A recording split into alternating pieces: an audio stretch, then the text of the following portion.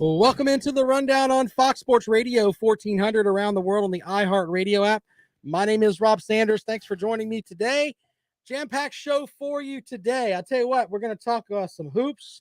We're going to talk about some USFL players that have been signed by different teams. We'll get into that. Also, we'll get you some. I'm going to start helping you out a little bit. I'm going to give you some teams that may help you when you start your bracket. Everybody puts their bracket together for the NCAA tournament. We're going to get into that. We've also got something for the bookcase of accountability. Yes, we do that in the fall as well. Or do that in the early spring. That's what I'm calling it now. It's going to be like 82 degrees tomorrow. Anyway, projected football quarterback rankings for the ACC. We'll get into that today as well. But I got to start for a minute with some baseball. And this is something that has been kind of bugging me a little bit.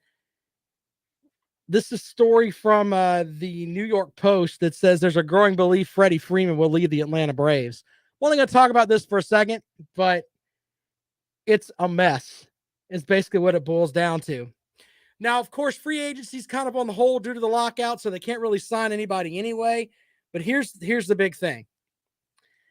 Freddie Freeman is looking 6 years for the Atlanta Braves. He wants a 6-year contract. He's 32 years old. The Braves are offering him 5 years at $135 million. I'm in the camp of 5 years and $135 million for a 32-year-old first baseman. That seems like it's a good deal. Now, I understand that I'm not Freddie Freeman. I don't have the talent that he has. But I'm also in the camp of, I guess I could see it from both sides. You've got the whole setup where, yeah, he led the team to a World Series. And yeah, he did it without what it seemed like a lot of help in the lineup. But now he's trying to get paid, and the reality is that it's not happening. So here's the thing. Chipper Jones actually said on 92.9 The Game, I haven't talked to Freddie in quite some time, but I'm sure he's probably a little frustrated that this wasn't done in spring training last year. But the fact of the matter is we don't have any fans in the stands. We got owners that did not know where the revenue was going to be at the end of the year, and maybe held out a little bit. The bottom line is Freddie, I believe, it's all said and done, will be playing where he wants to play. I think he's going to end up playing for the Braves, but it just, the way that things have been stuck out there, it just looks sad. Sad. Papa Blake with a good comment here. We're going to talk basketball in just a moment. And, we might as well start with the South Carolina Gamecocks tonight. They are welcoming in a Mississippi State team that is, I guess you could say, they beat South Carolina by like 14 points at home. What he's saying is correct. One road win all year. They are a different team in Mississippi than they are at home. We'll give them that. It's a big game for South Carolina, as Joe Lunardi has said. Hey, they're kind of on the verge of being on the on what's called the bubble list. If they can win this matchup, then they will be right there. South Carolina looks to get into the mix with that. Here's the big thing. The Gamecocks are 16-10. Mississippi State is 16-11. The Gamecocks got a win over an LSU team that everybody loves. Oh, man, they were a projected lock in Lunardi's latest numbers. Everybody loves some LSU. Gamecocks pick up a win. What do they get? They don't even move up in the net rankings. So, yeah, I don't know. And Frank Martin actually talked about that yesterday a little bit in his press conference. Hey, we're not in the net rank. I don't really pay attention to that kind of thing. And he's right, because I don't understand completely how those formulas work. We could have someone that is good with numbers that could probably help us with that. But in the end, I don't think anybody can really explain the net numbers. I just don't get it. We shall see. 803-978-1832, Gamecocks and Mississippi State tonight. Papa Blake says South Carolina is a 2-point underdog at home against them. They have one road win all year. The SC money line is money in the bank. He may be right. I think South Carolina is going to win this game. They've been playing a lot better basketball. Now, I understand the 3-game winning streak that they've had is against two of the worst teams in the SEC and an LSU team that everyone seems to love. Okay? But maybe they're starting to get it right. I don't know. 803-978-1832, 803-978-1832. That is the number to dial if you'd like to join me here on the rundown, here on Fox Sports Radio 1400. We could talk about Clemson playing Wake Forest tonight, but Brad Brownell actually said in his press conference or the Zoom conference that the conference call they have every Monday, he goes, he was basically asked how he was going to handle the rest of the season. And it was a typical Brad Brownell response of, we're just going to keep doing things the way we've been doing them, keep coaching the same way. I mean, Clemson is 12 and 15 overall, 4-12 in conference play. They're playing a Wake Forest team that's 21-7. Yeah. It's frustrating when we step back and look at this season and the stuff that's going on with Brad Brownell. I don't even know where to go with all that, to be honest with you. But we can talk about that. We can talk about South Carolina. They're seeking their 4th straight game win in SEC play for the first time since the 2016-2017 season. So we can definitely get into that. We could talk about the Atlanta Braves. Are they going to sign Freddy Freeman? 5 years for $135 million is what they're offering. He wants 6 years. Would you spend that much money on Freddy Freeman? And I've got a football topic for you today as well. And this is just something that I've been thinking about.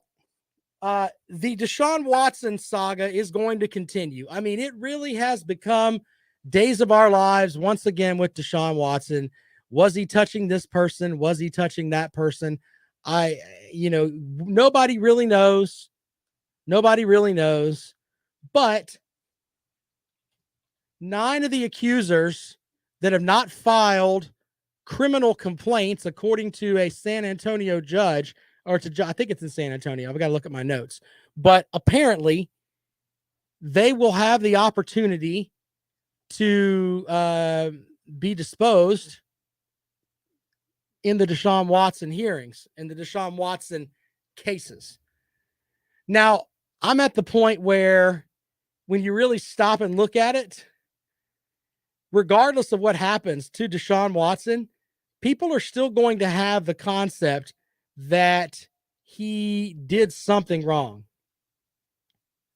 And I don't know which way to go with all of that, but I think LaVon Kirkland said it best. Maybe it's time that you're going to get drugged through, I say drugged through the mud. If all of this happened, then you should be. But the reality is that if he's going to go and fight tooth and nail against all of this, you're not going to win, even if you prove all of them wrong. You know what I'm saying? You're going to end up on the bad side of it. And I'm not taking away from what these women said. There are, 22 women. You would think that some of this, is there something there? We don't know. We weren't in the actual room with him when all this happened. His stuff that was put out on Instagram that we could see, though, looked kind of creepy. So with all of that, all of this is coming. You also know that we're 6 weeks out from the draft, something like that, 7 weeks. If you're a team that's looking for a quarterback, you know that on the field, Deshaun Watson is the way to go. When he steps in between the lines there, he's great. Do you want Deshaun Watson on your team this season? If you're a team like, the Carolina Panthers, who haven't figured out what they're going to do at quarterback yet, there are several other folks that are in the mix. Okay? Do you want Deshaun Watson as your quarterback? 803-978-1832. You're going to end up having to, if you do decide to get him this season, there's going to be people that are going to be protesting. I can assure you of that. There's going to be people that automatically think, is he going to be they're going to be automatically think that he's done something, even if they really don't have any proof of it. Okay. The only thing they have is what was told to them by one side of the story, because we really haven't heard anything from Deshaun Watson. We haven't. All we have is what they're saying. And I'm not defending Deshaun Watson. I'm just saying there is a cloud that hangs over him. Now we go back to Ben Roethlisberger, who went through, dealt with some issues where he allegedly sexually assaulted some women, and things went silly there. And he ended up having a great NFL career, but at the beginning of his career, there was a problem. There really was. Can Deshaun Watson salvage his NFL career? Would you want him on your team? 803-978-1832, 803-978-1832. There are some players that have been drafted to the USFL as they're getting their stuff squared away. 35 players basically for each team. That's going to be interesting.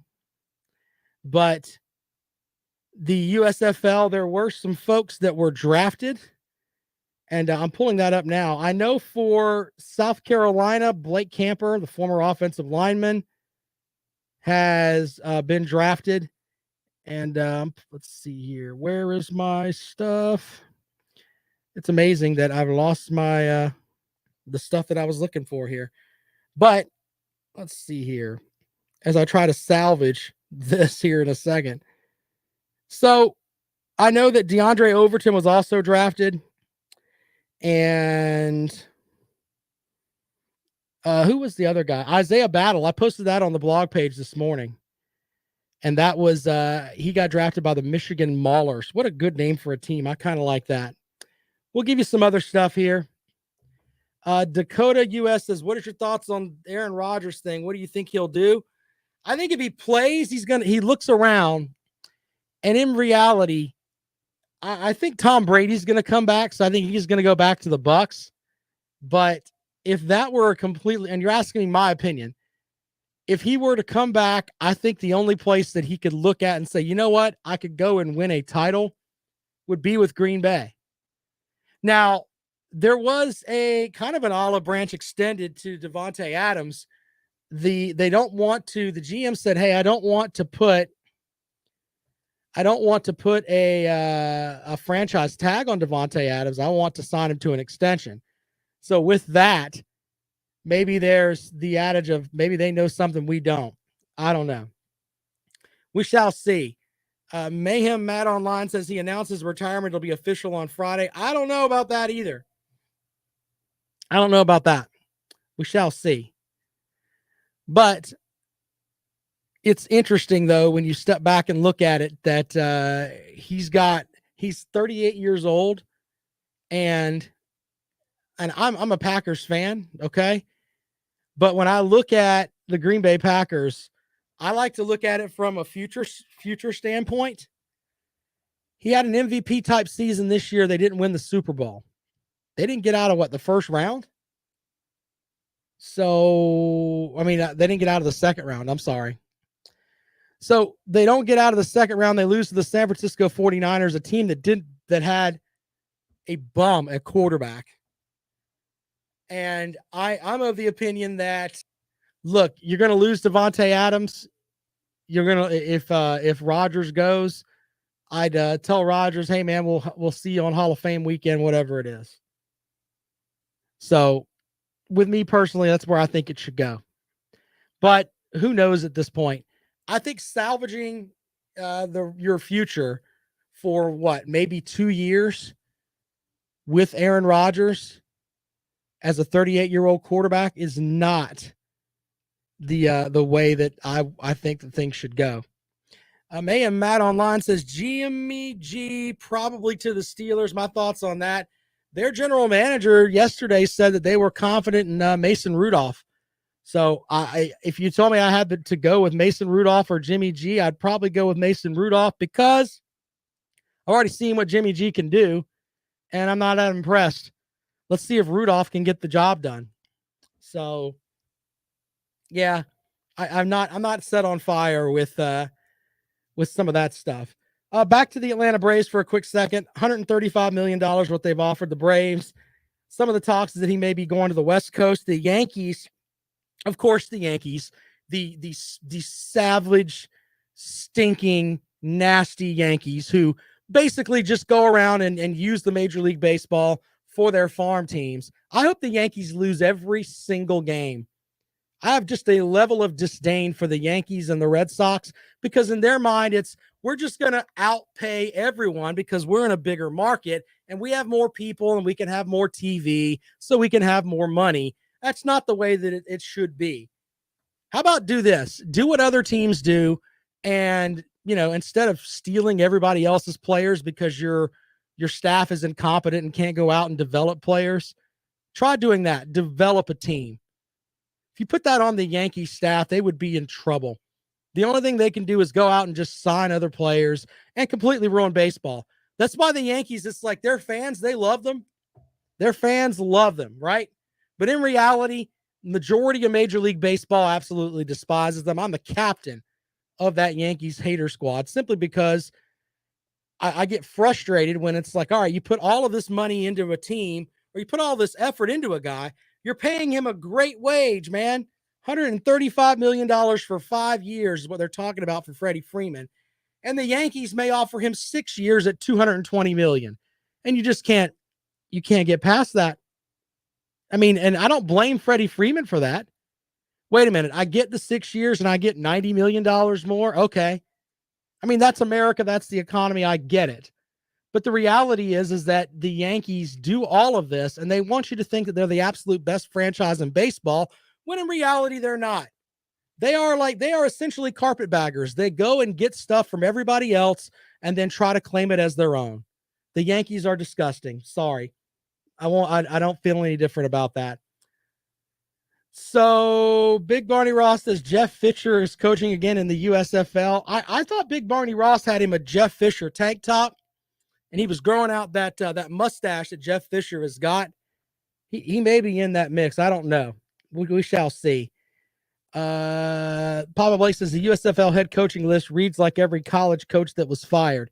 Yes, there are a lot of retreads in the USFL. And I haven't really looked at the list, but you know what? We have this whole thing with the what is it, the Rooney Rule and all that, and in as far as the NFL, if the XFL, if I say the XFL, if the USFL wanted to make a big time stance, why not set it up where you have all minority coaches? Send that across the bow. See how that would work out for you. 803-978-1832, 803-978-1832. This is The Rundown. You're listening to Fox Sports Radio 1400. Yeah, nobody's talking about that. Nobody's actually talking about the whole, do they have minority coaches? I would have went after Brian Flores immediately. Let's look at USFL coaches here. Hold on.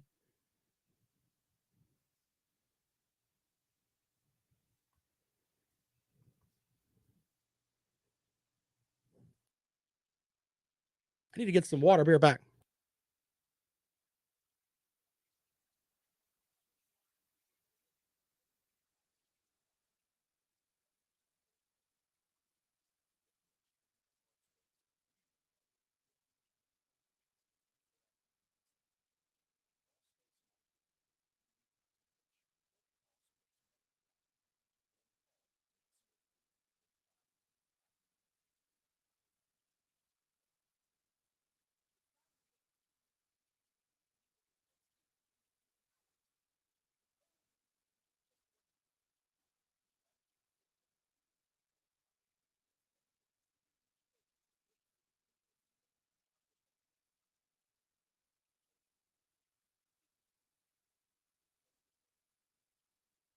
Yeah, nobody likes Kentucky either. They're Big Barney Ross. As far as your basketball team goes, it's like, hey, your football team's cute. Yay, you finished second in the East. Yay. But in reality, it's no one likes your basketball team. I'm sorry. Welcome back to the Rundown. 803-978-1832, 803-978-1832. Oh, someone said mention the stuff from the WWE yesterday. I forgot to get to that. Here's the big thing with that. Brock Lesnar's huge. When you see him in person, it's like, yeah, that's a big guy. Some of the other things, Seth Rollins wrestled really well, in my opinion. I still like Kevin Owens. I was kind of, there were a lot of tag team matches, which, I guess. But Logan Paul coming out, I think he's just an idiot. And I know they're trying to get the big social media pop for that, but I wasn't really buying it. Wasn't really buying it. If you want to call up and talk wrestling, we can do that. 803-978-1832. I thought Cody Rhodes was going to be there. Not so much. Justin says, how about the Alabama win last night, sitting 18-10, but they need to learn how to quit turning the ball over a lot and not fouling. You know, there are some experts that say that Alabama is going to make the Final Four. So, yeah, I don't know. We shall see on that. I think you are right about that, but Nate Oates' teams, the way that they play, if they don't turn the ball over, they win. I mean, that sounds kind of silly, but they the turnover bug can bite them. They are at 18-11. I still think that they're a lock to make the tournament, and we shall go from there. Now, of course, they've got matchups. I know they got to play South Carolina, who I think is a team that if they can win tonight and they can move themselves up in the actual where they are on the bubble, tonight's like a bubble bursting game, in my opinion. If Mississippi State loses, I think they're out. South Carolina loses, I think they're out. It's kind of one of those things. I mean, it's that big of a deal. But South Carolina does have to play Mizzou in addition to Alabama and Auburn, which are two of the better teams in the SEC. If South Carolina wins tonight and wins 2 out of those 3, obviously with Mizzou, they can't lose to Mizzou. I watched Mizzou play last night. They are not a very good basketball team. Woof. Not very good at all. Anyway, I think that South Carolina has a really good shot of getting into the tournament. By the way, I'm giving you some help today. I try to be the people show here. I thought I would give you some teams from Power 5 conferences that have the capability to win a game or two in the NCAA tournament. One of them being Wake Forest, who Clemson is playing tonight. Steve Forbes has them playing some pretty good ball. A lot of their stuff is built through the transfer portal. Alondis Williams is a guy who has put up some numbers. In 1 year in the ACC, he's led the league in scoring with 20 points a game and has the Deacons in a spot where they can actually make some noise in March. So there's my ACC pick. From the Big 12, you know, Texas may be able to do something, but I think that Texas would probably be my pick from the Big 12 when you really stop and look at it.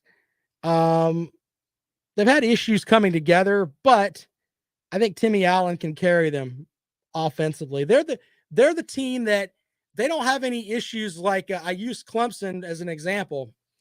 Clemson has some guys like PJ Hall's a special player, okay? But the reality is they don't have a guy that you could just say, hey, here's the ball, go and get me a bucket. That's what Timmy Allen is for Texas. So look for Texas, I think, to maybe do something there.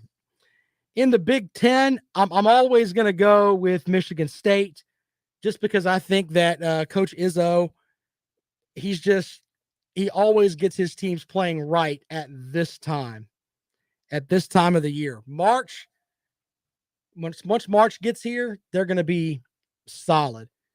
I truly believe that. If you're looking for a team out of the Big 12, out of the Pac-12, I think Southern Cal, even though they're ranked in the top 20, when you really step back, I don't think people are giving them much debate, but or much good pub. Let's leave it at that. I don't know if debate's the term I want to use, but they are a team that I think that people will look down on their bracket and see them as a 6 seed, and they could be playing in the second weekend of the tournament. In the SEC, I thought about several different sets here. You could go with Alabama because nobody's been able to sit back and look at Alabama and put them into a box. And we like to do that. We like to step back and say, you know what? You can do this well. So we're going to put you in that box. And you have veteran guards. We're going to put you in that box. No one likes to, have teams that are outside of the box, basically. But Alabama, we can't figure out what is great about them. They've got great guards. Keon Ellis, Javon Quinterly, Jaden Shackelford, J.D. Davidson. Guard play is important when it comes to the NCAA tournament. Veteran guard play is very important. So they play at like a breakneck speed. And they're a team, I wouldn't be surprised if they're playing in the second weekend of the tournament, even though they could putter out towards the end of the regular season. Maybe not have the best SEC tournament, but they could get rolling once March gets here. The March tournament, okay? Also, one of the other teams that's in the mix, and I like Arkansas. Why do I like Arkansas? Because Coach Eric Musselman has his team playing really, really good right now. They can defend really, really well. And J.D. Notae is a guy that is definitely a closer for him. They've won 12 out of their last 13 with Kentucky. Think about that for a second. Arkansas is a problem. They really, really are. All right. So with that, I'm going to have my mid-major stuff. I'm working on some of that now. Some of the teams that are in the mix for that. I think, what was it?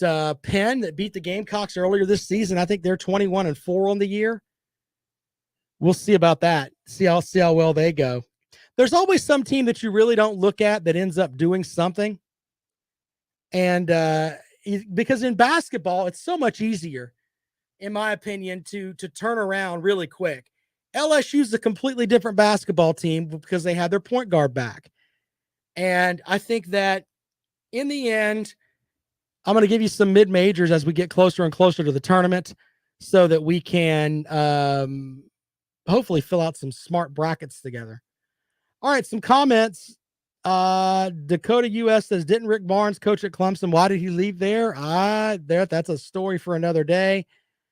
Big Barney Ross says, Tim Duncan is not walking out on the court tonight for Wake Forest. Yeah, that's true, but Wake Forest doesn't really need him, to be honest with you. Clemson is not that good. Brandon Kuhn says they lost to Princeton. You're right. Princeton's 21-4. I don't know why I said Penn. Sometimes I get things incorrect. That's why I have the chat room. You can find that on the Fox Sports Radio 1400 Facebook page. Big Barney Ross says Alabama's going to get rolled. Rolled in what?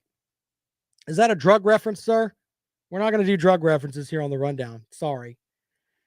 Baylor Man says the obvious flaw of Baylor is field goal percentage is consistently below 40%. Yeah, but doesn't Baylor rebound well? Justin says Alabama at 18-10 is pretty good record in my book with a tough schedule we got this year. Yeah, but Alabama turns the ball over a lot. Alabama's a team that they could go out and they could blow you out, or they can get blown out all in the same night. All in the same night, man. And that's the speed that they play with and stuff like that. They could theoretically get blown out, or they could blow you out. That's just the way Alabama basketball is right now. By the way, this show is brought to you by Mazda of Columbia. If you need a car, go to the corner of Greystone and Broad River, MazdaofColumbia.com. You can actually look for whatever car you want. Check out their entire inventory. It's right there on the website. Key in what you want, see what they've got. That's kind of the cool part about it. And of course, what is it? The Mazda CX-5, I think it's called, is one of the best SUVs that's out there right now. Great gas mileage. Mazda's kind of the way to go. And if I was talking with Greg Hood, the owner of Mazda of Columbia, and the Miata is just like the sports car that like lots of folks want. So get a Miata. Why not? All right. So when we come back, we're going to I have my bookcase of accountability for today. ACC quarterback rankings. We'll get into that. And we'll take your calls at 803-978-1832. Also, what I think is going to happen with the when Major League Baseball finally gets off and gets it moving. I'll tell you what I think is going to happen quickly as soon as the lockout ends. This is The Rundown. You're listening to Fox Sports Radio 1400.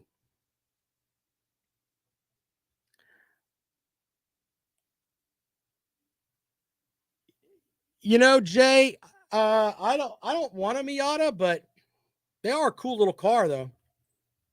Cool little car. You can go flying in those things.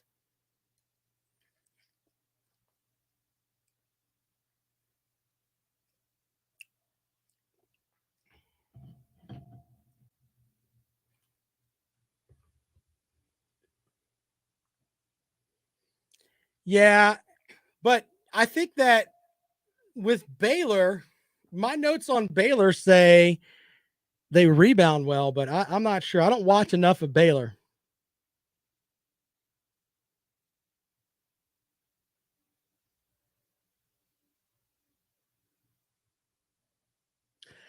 Yeah, and I agree with you, Justin. And look, I'm not knocking your team here. Okay. I mean, I think Alabama has the potential. They could roll some folks, but they could get rolled too. Yeah, I've got something for the bookcase of accountability. And by the way, for this football season, and this is not a joke, I am currently, because he puts out so much nonsense just for Beggin' Megan, ladies and gentlemen, for football season, he's going to have his own bookcase of accountability that sits right next to the original bookcase of accountability because he is so full of crap. He needs his own section. And we're going to have that. I'm going to put a picture of his face on a metal garbage can.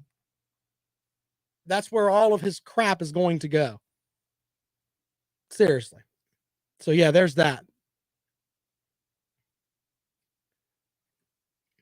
He gets his own bookcase of accountability. Might have to get Big Barney Ross one too, because he puts out a lot of nonsense. Have dueling bookcases of accountability.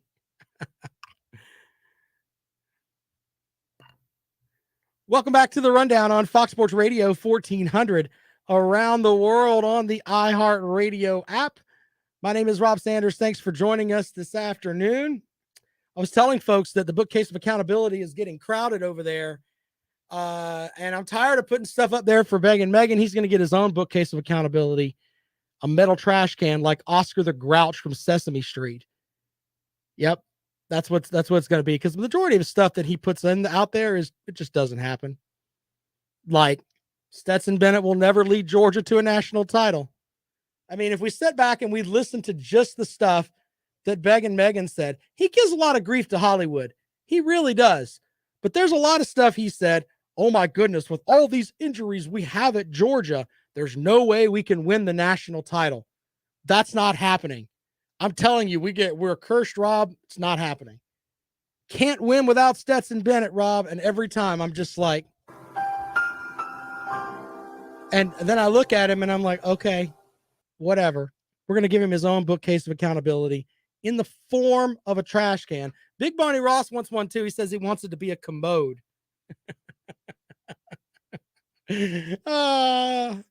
What a mess. All right, 803-978-1832. I try to bring stuff from the book to add to the bookcase of accountability. This is from 247 Sports, where they ranked the projected starting quarterbacks from the ACC for 2022. Number one on the list, ladies and gentlemen, is Sam Hartman from Wake Forest, who's not going to have his best rusher back, and I think he's lost a couple of offensive linemen. So we'll see if he has the ability to put up those numbers as he comes back for Wake Forest. Number two is Tyler Van Dyke for Miami, who filled in for the injured De'Aaron King, completed 62% of his passes for almost 3,000 yards, 25 touchdowns. They think he's going to thrive under Mario Cristobal. Brennan Armstrong from Virginia. They think that it's going to be a setup where you've got under new head coach Tony Elliott, that they may be able to turn Armstrong into a very high caliber quarterback. played really good in 2021, completed 65% of his passes for about 4,400 yards, 31 touchdowns, 10 picks. Very good there. Devin Leary from NC State is number 4.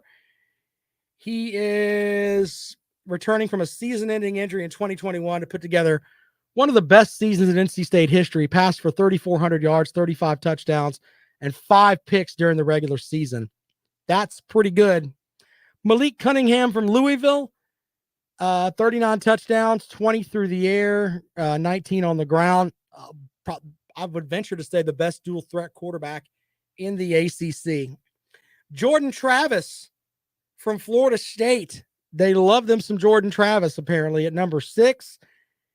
Opened the season as a starter, completed 62% of his passes for 1,500 yards and 15 touchdowns to 6 interceptions.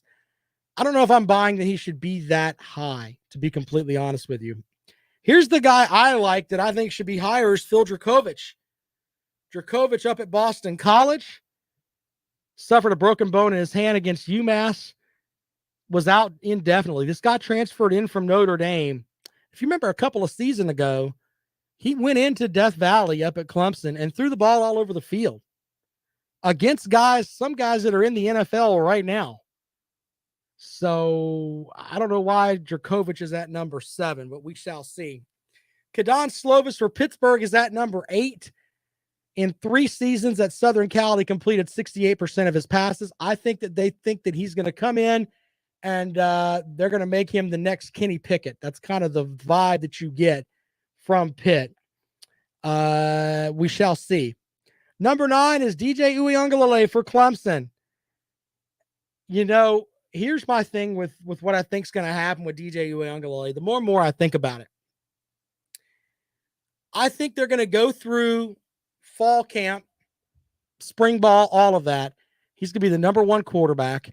I think he can put a lot of people to put a lot of things to rest if he has a good spring game. Okay.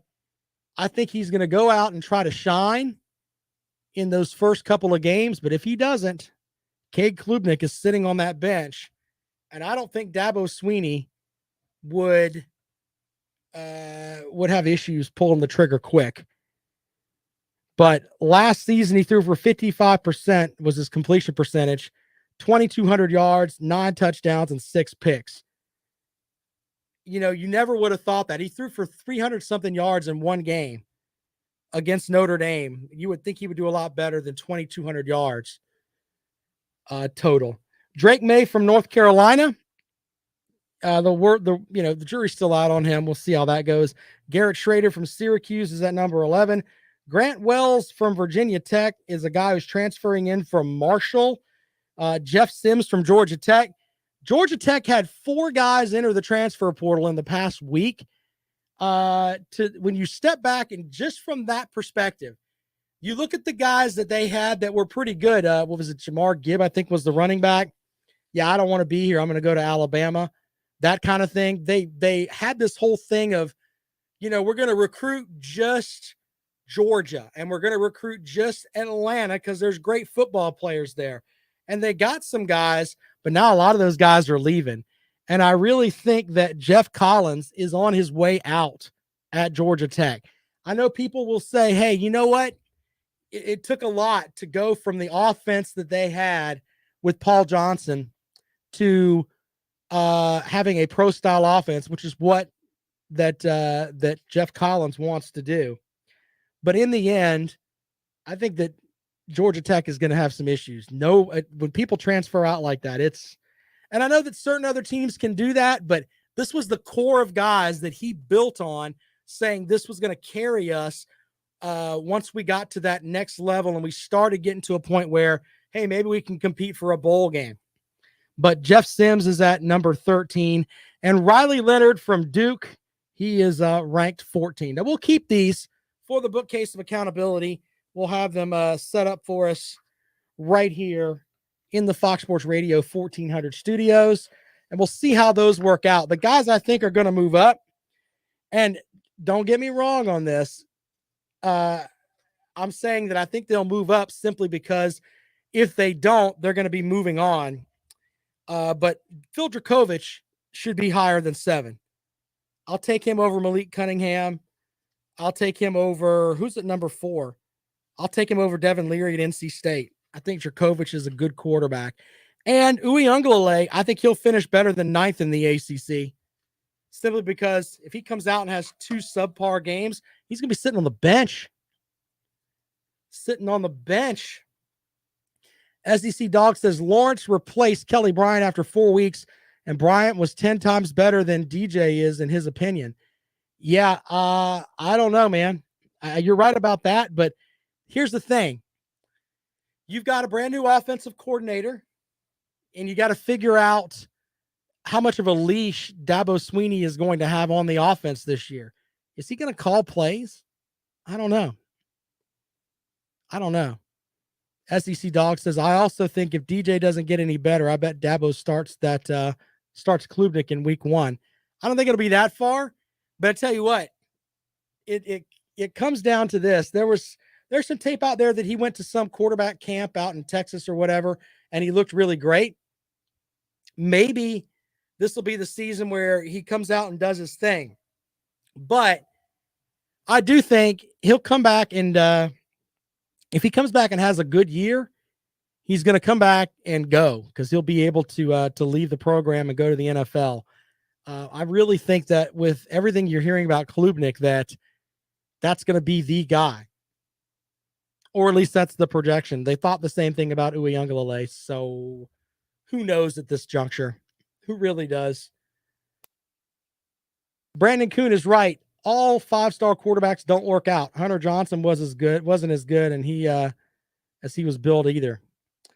SEC Dog says, my point is is DJ better show improvement or he'll be shelved. Yeah, you're absolutely right. He didn't throw for 100 yards against South Carolina. People seem to forget that. In the last regular season game of the year, he threw for like 90 something yards. That's not going to get it done. You got to do better than that. More of the rundown when we come back. This is Fox Sports Radio 1400.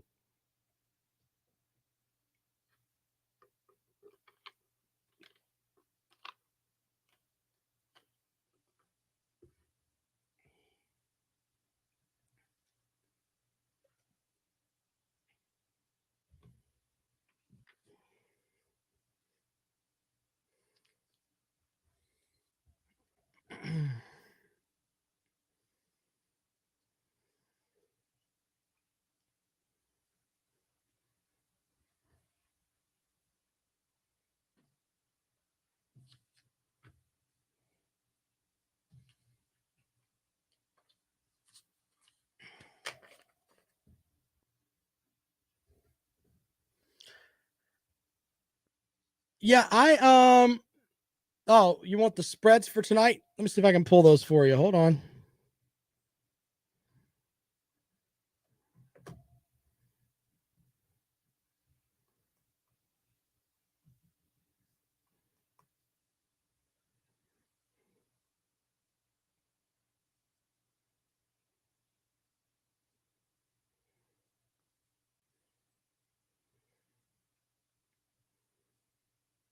Oh, wow. South Carolina is now a 2.5-point dog at home. Take that money, right?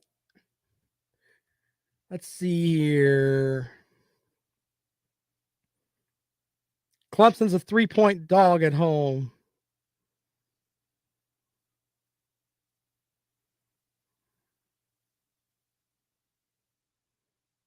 What did you want? Auburn, you said? Auburn and Ole Miss. Okay. Stand by.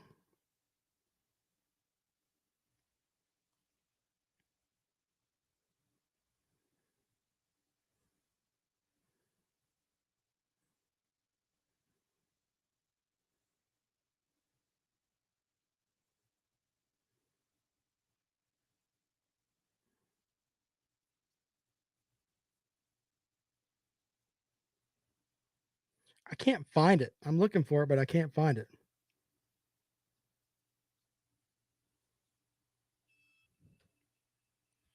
Let's see what I can come up with here shortly, okay? Final segment of the rundown brought to you by Mazda of Columbia, mazdaofcolumbia.com. Oh, some folks were asking about some of the lines tonight. Ole Miss is a 16-point underdog to Auburn at Auburn. Lots of folks are in love with Auburn. Auburn's lost 2 straight, though. By the way, South Carolina is now a 2.5-point underdog at home. I think the Gamecocks are going to win that game tonight. Mississippi State doesn't play well on the road. Give me the Gamecocks to win outright. Clemson's a 3.5-point underdog at home.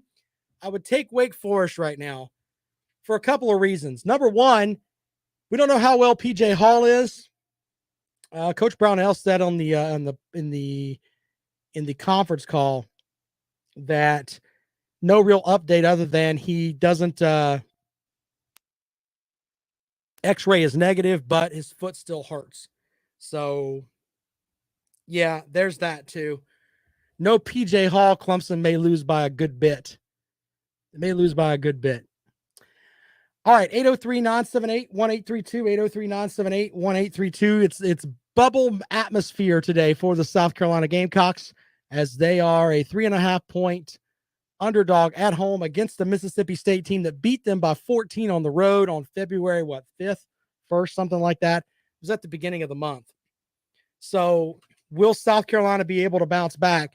And then, hey, I know it's the whole thing of one game at a time, but the schedule gets a little bit tougher for South Carolina, but have a chance to make a mark. 803-978-1832.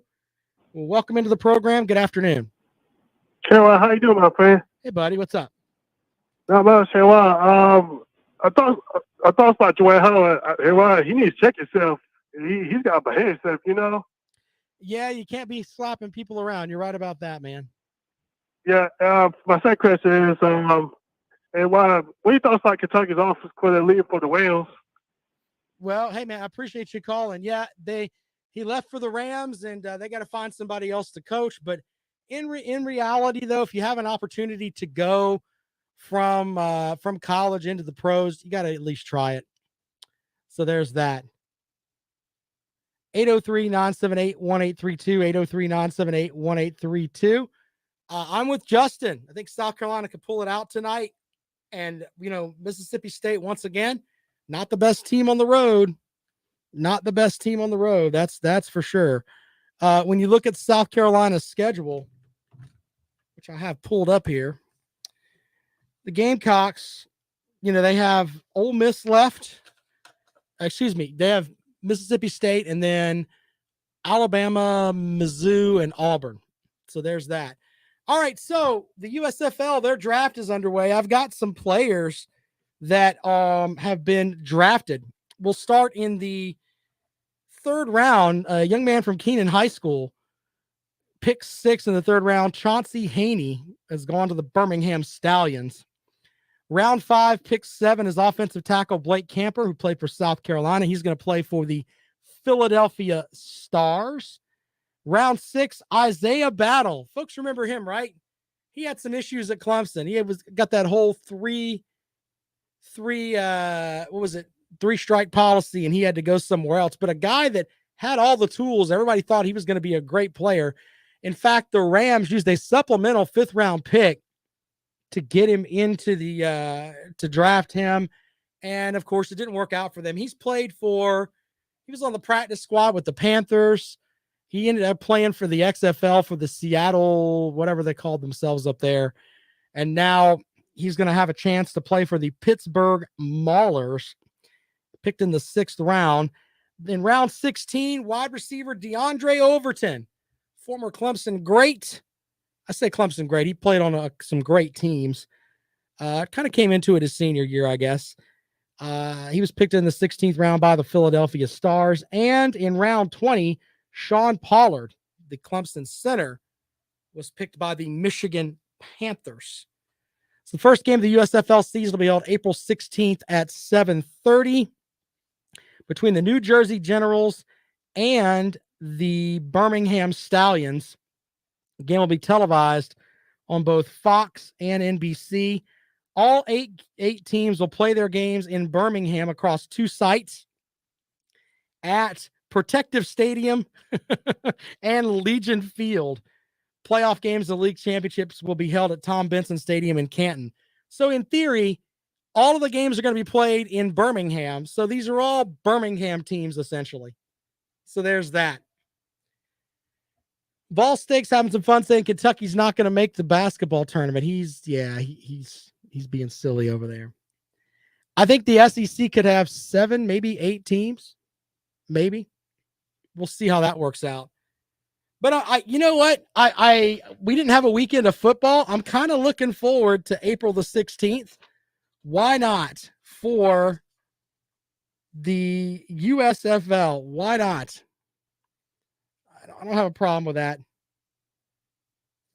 It's kind of they're not spending a lot of money. You can see that. The draft was not broadcast or streamed. All picks were announced through the league's social media channels. So I guess you're going to get drafted. I guess they'll send you a text message. Oh, no, that's not the way it works. Here's what happened. They sent out, I think it's like a pool of like 500 contracts, basically, is what I read. And how it works is these guys you could only draft from that set pool of folks, right? So you don't know where you're going. You just know in reality, you're going to Birmingham in April. So go and find yourself an apartment in Birmingham. See if you can room up with somebody. I wonder what the USFL, the USFL will be on TV, Dakota US asked, on Fox and NBC is what I'm reading there.